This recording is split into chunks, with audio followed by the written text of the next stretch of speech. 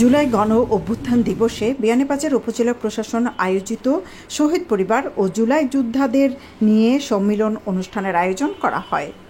উপজেলা নির্বাহী কর্মকর্তা গোলাম মোস্তফা মুন্নার সভাপতিত্বে সম্মিলন অনুষ্ঠানে শহীদ পরিবারের সদস্য, যুদ্ধাহত জুলাই যোদ্ধা, প্রশাসনের পদস্থ কর্মকর্তা, রাজনৈতিক নেতৃবৃন্দ, সাংবাদিক, জনপ্রতিনিধিরা উপস্থিত ছিলেন। জুলাই গণ অভ্যুত্থানের আন্দোলনে সিলেটের বিভিন্ন অঞ্চলে সক্রিয় ভূমিকা পালন করা জুলাই যোদ্ধারা সেদিনের স্মৃতিচারণ করে বলেন, রক্তঝরা জুলাই নতুন বাস্তবতার একটি উদাহরণ। দ্বিতীয় এই স্বাধীনতা যাতে ভুল লণ্ঠিত না হয় সেদিকে সবার সজাগ দৃষ্টি প্রয়োজন।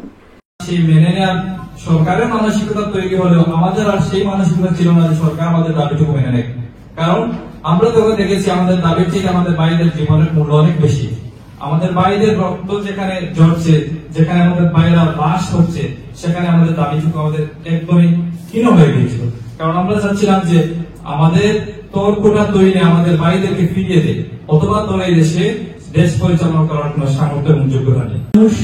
সেজদায় লুটিয়ে পড়েছিল, নিঃশব্দে, কাউকে বলার আগে সেজদায় পড়ে, সবাই সেজদায় পড়ে গিয়েছিল, আলহামদুলিল্লাহ বলে সেজদায় পড়েছিল।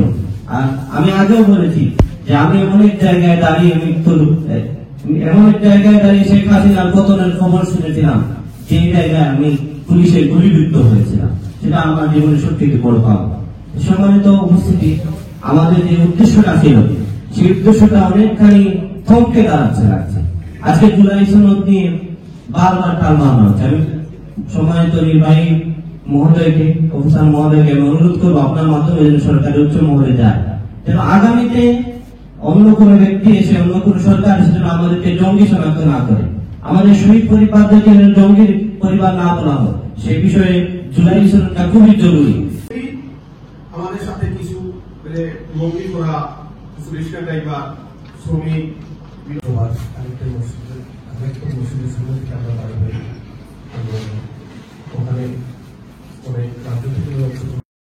জুলাই গণ অভ্যুত্থানকে প্রতিহত করতে বিয়ানীবাজারে যারা সক্রিয় ছিল, প্রশাসনের কাছে তাদের ফুটেজ দেওয়ার পরেও আইনের আওতায় নিয়ে আসা হয়নি। এসব বক্তব্য তুলে ধরে অনুষ্ঠানে ক্ষোভ প্রকাশ করেন রাজনৈতিক নেতৃবৃন্দরা। তারা থানার লুণ্ঠিত অস্ত্র উদ্ধার করে আগামী নির্বাচনকে সন্ত্রাসমুক্ত লেভেল প্লেয়িং ফিল্ড তৈরি করতে প্রশাসনের প্রতি জোর দাবি জানান। উদ্ধার সহ এই চিহ্নিত সন্ত্রাসীদেরকে গ্রেফতার করা এবং সেই ক্ষেত্রে যদি প্রশাসন ব্যর্থ হয় তাহলে আগামী জাতীয় নির্বাচনে এর একটি প্রভাব পড়বে।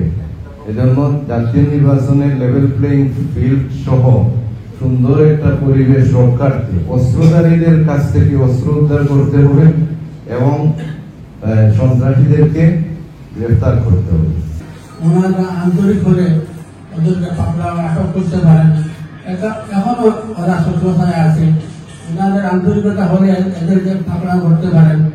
একদম তো প্রকাশ্যে যুবলীগের বিমানদার অস্ত্র নিয়ে উপজেলা দপ্তরে এসেছিলেন, যা একজন সেনাবাহিনী অফিসারের সামনে তা তুলে ধরা হয়েছে।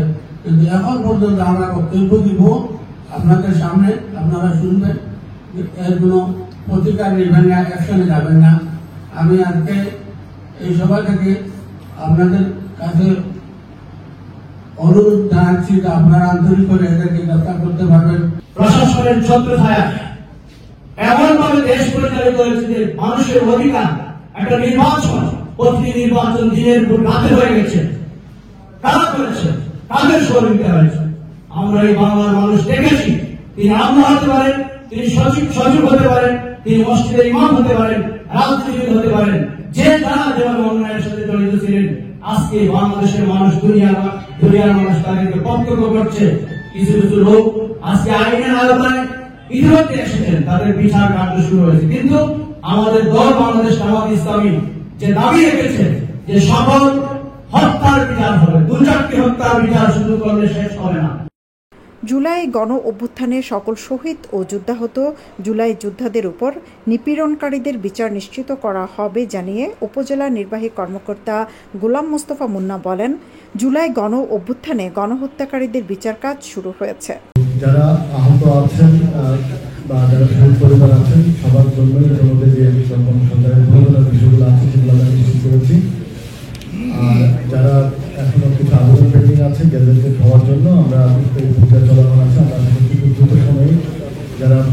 প্রকৃত আহত আছেন তালিকাতে বাদ রয়েছেন, ওনারা গ্যাজেটে সামিল হবেন।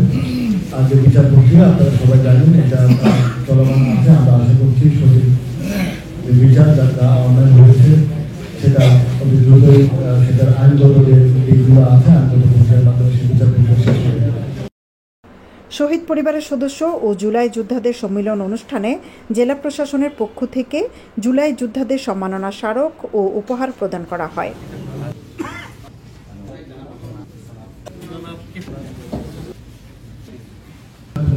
অনুষ্ঠানে জুলাই শহীদ যোদ্ধাদের রুহের মাগফিরাত ও আহতদের সুস্থতা কামনা করে দোয়া করা হয়। সৈয়দা আখি হক, এবিটিভি।